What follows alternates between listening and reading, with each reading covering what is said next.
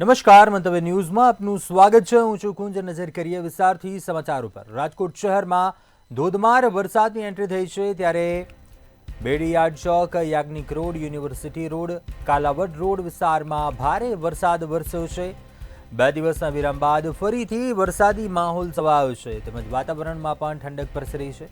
તો રાજકોટ શહેરમાં ધોધમાર વરસાદની એન્ટ્રી થઈ।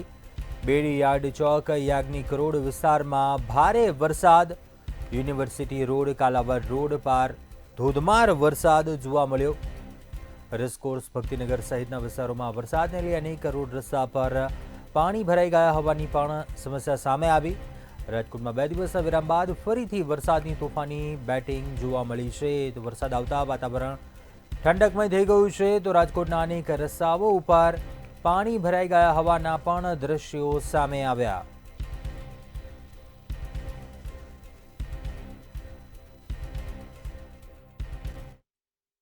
રાજકોટમાં ફરી એક વખત આજરોજ ભારે વરસાદ વરસ્યો। 2 દિવસના વિરામ બાદ રાજકોટમાં વરસાદ આવતા જ રાજકોટના અનેક જે રોડ રસ્તાઓ છે ત્યાં પાણી ભરાયા છે।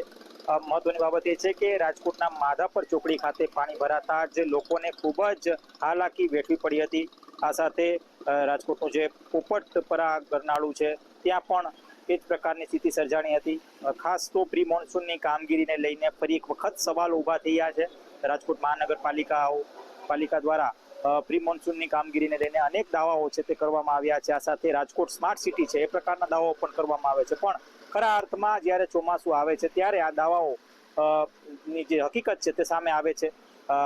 રાજકોટની જે માધાપર ચોકડીની જે સ્થિતિ હતી એ સ્થિતિ ખૂબ જ ગંભીર હતી અને આ ગંભીર સ્થિતિને લઈને લોકોએ તંત્ર ઉપર આક્રોશ ઠાલવ્યો। જે માધાપર ચોકડી છે ત્યાં પાણી ભરાઈ જતા એટલે કે એક દરિયા જેવી સ્થિતિ સર્જાણી હતી અને તેના જ વચ્ચે લોકો એટલે કે જે વાહન ચાલકો છે તેઓ પીડાતા હતા અને મંતવ્ય સાથે વાત કરતા તેઓએ પોતાની જે પીડા છે તે વર્ણવી અને કહી શકાય કે ન માત્ર જે માધાપર ચોકડી છે પણ રાજકોટના અનેક એવા વિસ્તારો છે, મવડી ચોકડીની પણ વાત કરવામાં આવે તો ત્યાં પણ આ પ્રકારની સ્થિતિ સર્જાણી હતી અને આ સ્થિતિના કારણે લોકો ક્યાંક ને ક્યાંક હાલ અત્યારે તંત્ર ઉપર સવાલ કરી રહ્યા છે કે ખરા અર્થમાં તંત્ર દ્વારા પ્રી મોન્સૂનની કામગીરી થઈ છે કે કેમ।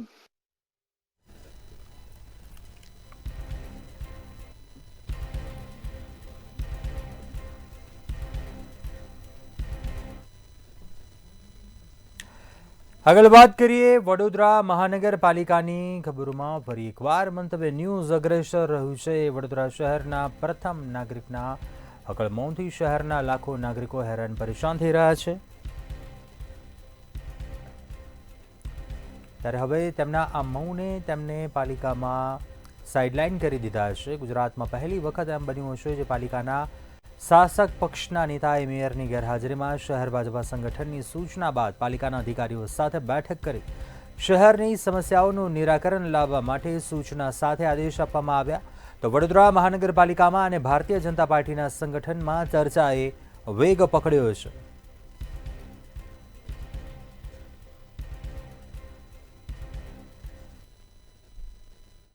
મંતવ્ય ન્યૂઝનો અહેવાલ ના પડઘા નમો કમલમમાં। મંતવ્ય ન્યૂઝ લોકોના મનની વાત મંતવ્ય રૂપી પ્રસારિત કરે છે।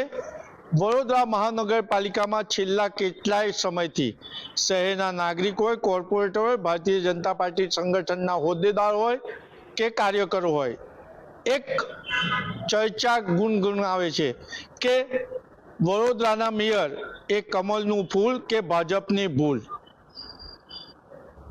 કાર્યકર, કોર્પોરેટર, હોદ્દેદાર અને નાગરિકોનું આ મનની વાત મંતવ્યએ અહેવાલ રૂપી બતાવ્યો।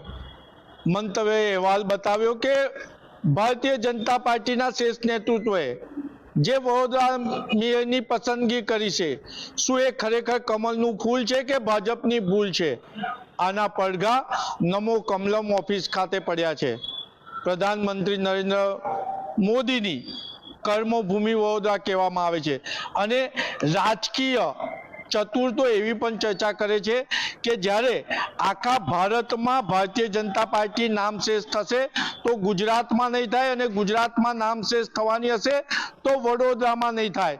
પરંતુ વડોદરામાં ભારતીય જનતા પાર્ટીમાં જે રીતના જૂથબંધી છે અને મેયર કોઈને ગાંઠતા નથી, વારંવાર રાજીનામું આપવાની વાત કરે છે, રડકોકર કરે છે અને એક મહિલા હોવાનો ગેરલાભ ઉઠાવે છે. જગન્નાથ જેવી મહાપ્રભુની રથયાત્રામાં નથી પહોંચતા તો પોતાના જ વિસ્તારમાં નાગરિકોને ગંદુ પાણી પીવું પડતું હોય કે નાગરિકોને પીવાનું પાણી પણ ના મળતું હોય, તેમજ વિશ્વામિત્રી પહોરી કરે છે, પરંતુ એમના જ વિસ્તારમાં કાસ નાનો કરી રહ્યા છે.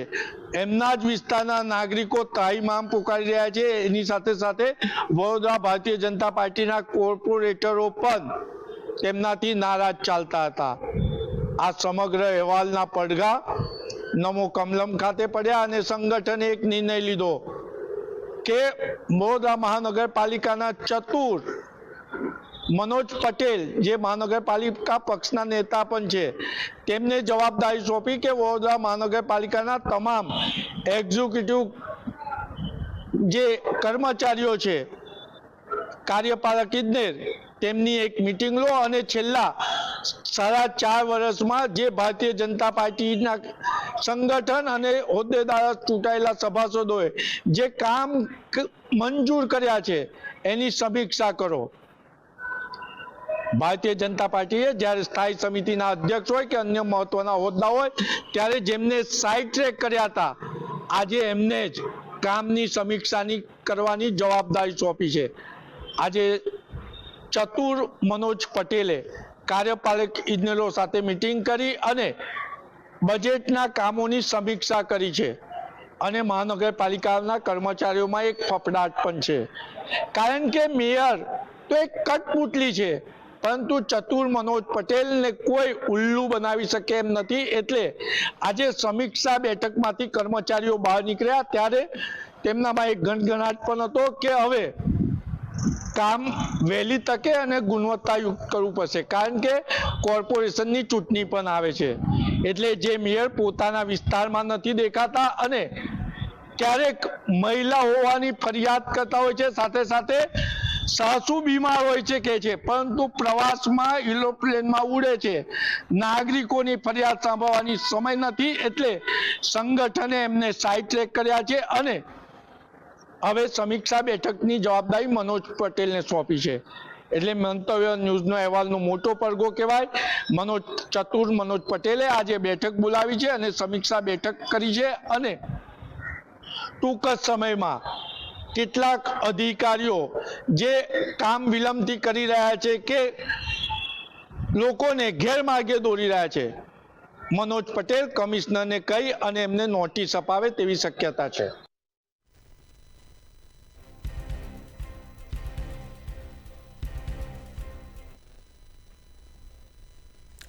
આગળ વાત કરીએ અમદાવાદની શારદાબેન હોસ્પિટલનો વિડીયો વાયરલ થયો. હોસ્પિટલના ઇમરજન્સી વોર્ડમાં ખાડે ગયેલી સ્થિતિ જોવા મળી.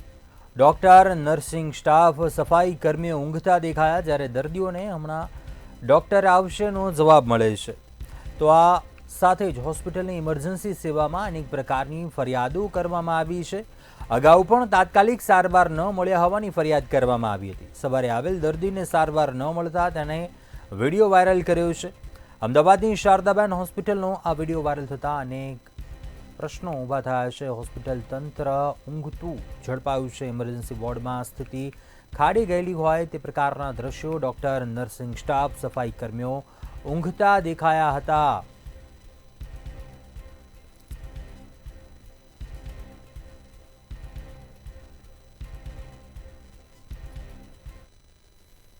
હોસ્પિટલની લાડિયાવાડી હરહંમેશ જોવા મળતી હોય છે, ત્યારે શારદાબેન હોસ્પિટલની અંદર પણ આવી લાલિયાવાડીનો એક જે વિડીયો છે તે વાયરલ થયો છે. આ જે લાલિયાવાડી છે તે ડૉક્ટર તેમજ જે મેડિકલ સ્ટાફ છે તેના થયો છે. વહેલી સવારથી એક વ્યક્તિ જે દર્દી હતો તેના પરિવારજનો જે છે ત્યારે દર્દીઓ ઇમરજન્સી વોર્ડની અંદર જ્યારે દાખલ હતો ત્યારે દર્દીના સગા દ્વારા વારંવાર જે ડૉક્ટરો છે તેને બોલાવવામાં આવી રહ્યા હતા, કારણ કે દર્દીની થોડી જરૂરિયાત હતી. પરંતુ જે તમામ જે સ્ટાફ જે છે, ખાસ કરીને ડૉક્ટર તેમજ મેડિકલ સ્ટાફ જે ઇમરજન્સીની અંદર સેવા આપી રહ્યો છે, આ તમામ જે લોકો છે ઊંઘતા જોવા મળ્યા હતા. તમામ જે લોકો છે તેઓ આરામ ફરમાવી રહ્યા હતા. ત્યારે આરામ ફરમાવતી વખતે જે દર્દીના સગા છે તેના દ્વારા કહેવામાં આવ્યું કે તેઓને જરૂરિયાત છે, દર્દીને હાલ દવાની જરૂર છે, પરંતુ આ તમામ જે લોકો છે ડૉક્ટર આવે છે તેવા જવાબો આપતા રહ્યા અને સાથે દર્દી જે છે તેના જીવને પણ જોખમ મૂક્યો.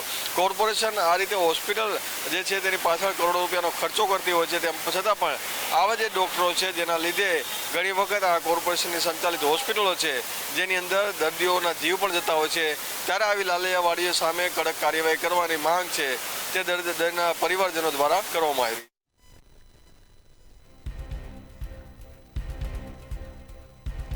તો અમદાવાદની હોસ્પિટલનું તંત્ર ઊંઘતું ઝડપાયું. શારદાબેન હોસ્પિટલ ફરી એકવાર વિવાદમાં આવી છે, કેમ કે ડૉક્ટર, નર્સિંગ સ્ટાફ, સફાઈ કર્મીઓ તમામ ઊંઘતા ઝડપાયા હતા. પ્રશ્ન અનેક સર્જાઈ રહ્યા છે. શું હોસ્પિટલ તંત્ર ઊંઘી રહ્યું છે? શું દર્દીને આ પ્રકારે સારવાર આપવામાં આવે છે? આ પ્રકારે દર્દીને જવાબ આપવામાં આવે છે? સવારે આવેલા દર્દીને સારવાર ન મળતા તેણે આ વિડીયો ઉતાર્યો હતો, તે વાયરલ કર્યો અને આ પોલ ખુલ્લી પડી હતી કે જ્યાં ડૉક્ટર, નર્સિંગ સ્ટાફ, સફાઈ કર્મીઓ જે ઊંઘતા દેખાયા હતા.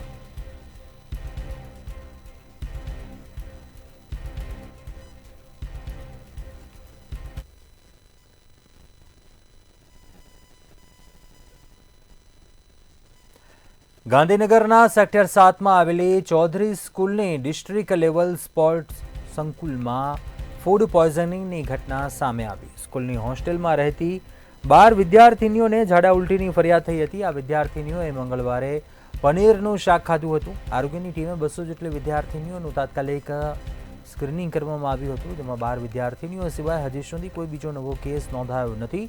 સાવચેતીના પગલા રૂપે આરોગ્ય ટીમને સ્ટેન્ડ બાય રાખવામાં આવી છે.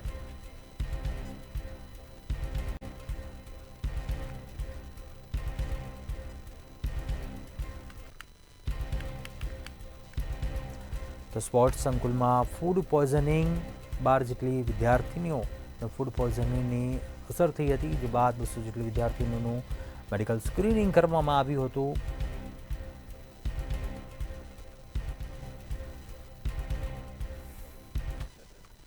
ગાંધીનગર શહેર અને જિલ્લામાં હોસ્ટેલમાં રહીને અભ્યાસ કરતા વિદ્યાર્થીઓમાં ફૂડ પોઈઝનિંગના કેસ દિન પ્રતિદિન વધી રહ્યા છે. તાજેતરમાં જ દહેગામના ઝાંક ખાતેની હોસ્ટેલમાં કેટલાક વિદ્યાર્થીઓને ફૂડ પોઈઝનિંગ થયું હતું. જોકે આ બાબતે તંત્રએ તાત્કાલિક તમામને સારવાર આપી હતી. ત્યારે હજુ આ ગઈકાલે જ ગાંધીનગર ચૌધરી હોસ્ટેલની અંદર રહેતી કેટલીક વિદ્યાર્થીઓને ઝાડા ઉલટી થઈ હોવાની ફરિયાદ આવી હતી. જોકે મંગળવારે પનીરની સબ્જી ખાવા બાદ બુધવારે 12 જેટલી વિદ્યાર્થીઓને ઝાડા ઉલટી થઈ હોવાની વાત સામે આવી હતી.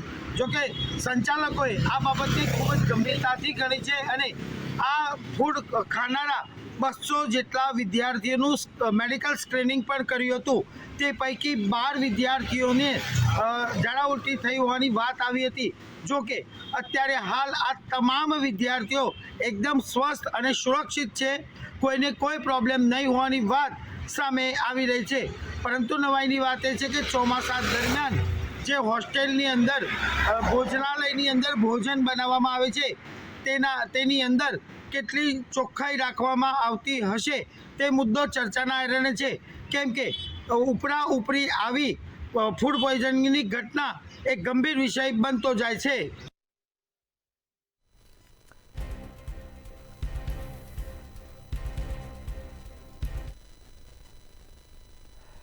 ભાવનગર જિલ્લામાં વધુ એક કૌભાંડ સામે આવ્યું છે. કૌભાંડીઓએ ગરીબ અને અભણ ખેડૂતોને તેમના સાણસામાં લીધા છે.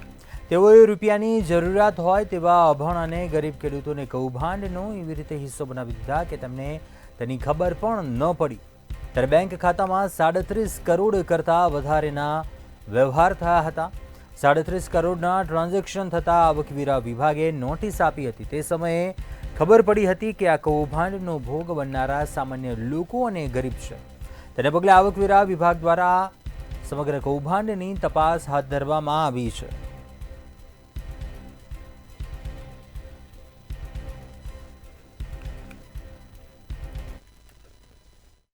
જે ચોક્કસ ઘણા લાંબા સમયથી ભ્રષ્ટાચારે ભાવનગરમાં માજા મૂક્યો હોય તેવા કિસ્સાઓ સામે આવી રહ્યા છે. કૌભાંડને લઈને કરોડો અબજોના કૌભાંડ છે તે ભાવનગરથી ઉજાગર થઈ રહ્યા છે. સૌથી મોટું કૌભાંડ એટલે કે જીએસટી કૌભાંડ છે તે ભાવનગરથી સામે આવ્યું હતું. જીએસટી કૌભાંડમાં ભાવનગર એપી સેન્ટર હતું, પરંતુ હવે તળાજાથી જે નવું એક કૌભાંડ છે તે બહાર આવ્યું છે, જેમાં ગરીબ અને અશિક્ષિત ખેડૂતો છે અને રત્ન કલાકાર છે તેમના નામે ખાતાઓ ખોલીને તેમાં કરોડોનું ટ્રાન્ઝેક્શન કરીને તેમની સરકાર સાથે છેતરપિંડી થઈ હોય તેવો કિસ્સો સામે આવ્યો છે. જે તાજેતરમાં જે ભાવનગર ઇન્કમટેક્સ વિભાગ દ્વારા સરકાર જે બેંક ખાતા હોય છે તેમાં કરોડોના ટ્રાન્ઝેક્શન થયા હોય અને ઇન્કમટેક્સ ભરવામાં ન આવતો હોય તેવા ખાતાને નોટિસ આપવામાં આવી છે. એટલે કે આ નોટિસ 3 નોટિસ ભાવનગરના તળાજા પંથકમાં આપવામાં આવી છે. જે 3 નોટિસ આપવામાં આવી તેની અંદર અલગ અલગ રીતના 37 કરોડ કરતાં પણ વધારે કિંમતનું ટ્રાન્ઝેક્શન થયું હોય તેવો કિસ્સો સામે આવ્યો છે. જેમાં એક રત્ન કલાકાર દ્વારા નોટિસનો જવાબ આપતા અને જાણકારી આપતા જણાવ્યું હતું કે તેમને જે ખાતું છે તે તેમના અજાણ છે, આ ખાતું તેમને ખોલાવ્યું નથી, પરંતુ જે તે સમયે તેને જ્યારે પૈસાની જરૂર હતી ત્યારે કોઈ વ્યક્તિ દ્વારા તેમને લોન બારામાં કાગળિયા આપવામાં આવ્યા હતા, જેમાં આધાર કાર્ડ, પાન કાર્ડ અને જરૂરી ડોક્યુમેન્ટ છે તે આપવામાં આવ્યા હતા અને બેંકની અંદર તેને લઈ જવામાં આવ્યો હતો. જોકે યુવકને લોન પેટે પૈસા પણ મળ્યા હતા, પરંતુ તેમના નામે અલગ અલગ 3 ખાતા ખોલવામાં આવ્યા, જેમાં 12 કરોડ તેમજ અલગ અલગ કરોડો રૂપિયા છે તે તેમના ખાતામાં નાખવામાં આવ્યા અને તે ખાતામાં પૈસા નાખવાને કારણે ઇન્કમટેક્સ દ્વારા આ વ્યક્તિને નોટિસ આપવામાં આવી. જોકે જે ભોગ બનનાર છે તેને ખ્યાલ જ નથી કે તેમના નામે કરોડોનું ટ્રાન્ઝેક્શન થયું છે, પરંતુ જે રીતના તપાસ સામે આવી છે તેમાં તળાજા પંથકની અંદર ખેડૂતોના નામે, રત્ન કલાકારોના નામે આવા અનેક ખાતા ખોલ્યા છે અને ખાતાની અંદર કરોડોના વહીવટ થયા છે તેવું પણ સામે આવ્યું છે. ઇન્કમટેક્સ ડિપાર્ટમેન્ટે હાલ આ તમામ પ્રક્રિયાને લઈને તપાસ હાથ ધરી છે, પરંતુ જોવાનું રહ્યું કે જે રીતના જીએસટીની અંદર ભાવનગરમાં હજારો કરોડોનું કૌભાંડ બહાર આવ્યું હતું અને હાલની તારીખમાં પણ ભાવનગર પોલીસ છે તે જીએસટીના આરોપીને શોધવા માટે અલગ અલગ ટીમ કામગીરી કરી રહી છે. તેમ હવે શું ઇન્કમટેક્સ ડિપાર્ટમેન્ટ પણ આ રીતના કામગીરી હાથ ધરશે ખરી?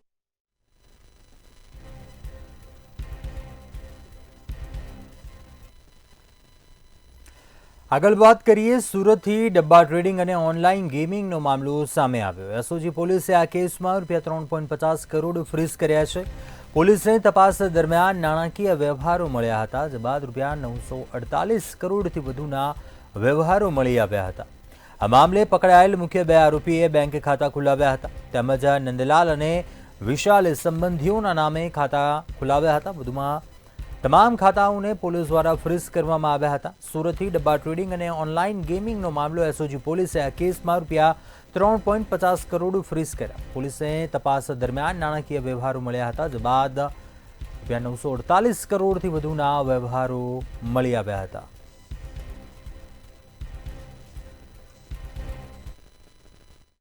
સુરતની એસઓજી પોલીસ દ્વારા ઓનલાઈન ડબ્બા ટ્રેડિંગ અને ઓનલાઈન ગેમિંગનો પર્દાફાશ કરવામાં આવ્યો હતો અને હવે એક મોટો વળાંક કહો કે પછી મોટી કાર્યવાહી કહો એસઓજી પોલીસ દ્વારા હાથ ધરવામાં આવી રહી છે. 3.50 કરોડ જેટલા સીલ કરવામાં આવ્યા છે.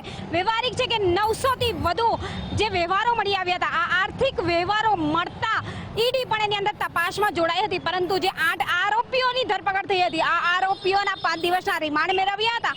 વધુ પૂછપરછની અંદર આરોપીઓના સંબંધીઓના પણ ખાતા મળી આવ્યા છે, એટલે કે બેંક એકાઉન્ટ.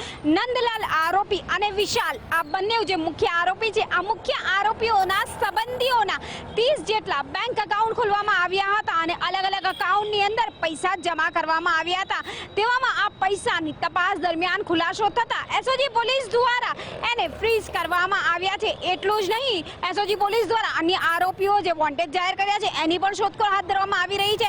વ્યવહારિક છે કે સુરતના વરાછા ખાતે આવેલા લજામણી ચોક ખાતે આજે એક કન્સ્ટ્રક્શનને આડમાં આ કામ ચાલતું હતું. લાઈવ રેડ જેમાં કરવામાં આવી હતી. એસઓજી પોલીસની મસ્ત મોટી કાર્યવાહી હાથ ધરવામાં આવી હતી. આ કાર્યવાહી દરમિયાન હવે આ ઓનલાઈન ડબ્બા ટ્રેડિંગ અને ઓનલાઈન ગેમિંગની અંદર 3.50 કરોડ ફ્રીઝ કરવામાં આવ્યા છે. આવનારા દિવસોમાં વધુ કાર્યવાહી આજ મામલે થઈ જાય તો નવાય નહીં.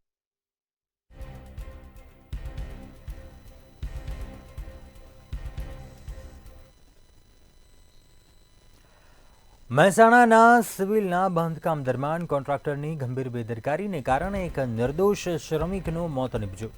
ત્યારે મહેસાણા સિવિલના બાંધકામ દરમિયાન એક શ્રમિક કામ કરતાં કરતાં ઊંચાઈથી નીચે પટકાયો હતો, જેને કારણે ઘટના સ્થળ પર જ તેનું મોત નીપજ્યું હતું.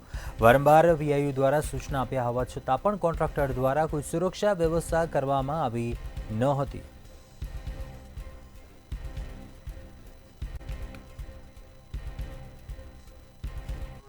જે સિવિલ હોસ્પિટલનું બિલ્ડિંગ છે તેના ઉપરથી ગત રાતના રોજ જે મજૂર હતો તેનો પડવાથી મોત નીપજ્યું હતું અને અગાઉ પણ આવા કિસ્સાઓ ઘણા સામે આવ્યા છતાં કોન્ટ્રાક્ટરો સામે કોઈ પગલાં ભરવામાં આવતા નથી તેવું પણ સ્પષ્ટપણે છે. અને આથી જે આજે ગઈકાલ રાત્રે જે હતો બનાવ તેને લઈને મહેસાણામાં જે નવીન હોસ્પિટલ જે નિર્માણાધીન બિલ્ડિંગ પરથી નીચે પટકાવવાના કારણે મજૂરનું કરુણ મોત થયું છે. અને આ ઘટના જે હતી બુધવારે રાત્રે 2 વાગ્યાના અરસામાં થઈ હતી અને મૃતક મજૂરનું જે નામ હતું તે મોનુ હતું અને તે ઉત્તર પ્રદેશના વારાણસી જિલ્લાના દુડવા ગામ ટેકોડી ગામનો રહેવાસી હતો. અને નવીન સિવિલ હોસ્પિટલમાં જે બિલ્ડિંગનું નિર્માણાધીન કાર્ય હાલ ચાલી રહ્યું છે ત્યારે મોડી રાત્રે અચાનક મોનું કોઈ કારણોસર ઉપરથી નીચે પટકાયો હતો અને જેને કારણે તેનું ઘટના સ્થળે જ મૃત્યુ નીપજ્યું હતું. અને સાથી મજૂરે આ ઘટનાની જાણકારી આપી હતી બનાવની અને જાણ થતાં જ સંબંધિત અધિકારીઓ પણ અને પોલીસ પણ ઘટના સ્થળે પહોંચી હતી. વધુ આગળની જે તપાસ હતી તે પણ ધરી છે અને આ મામલે પોલીસે અકસ્માતનો ગુનો નોંધી આગળની કાર્યવાહી હાલમાં તો કરવામાં આવી છે.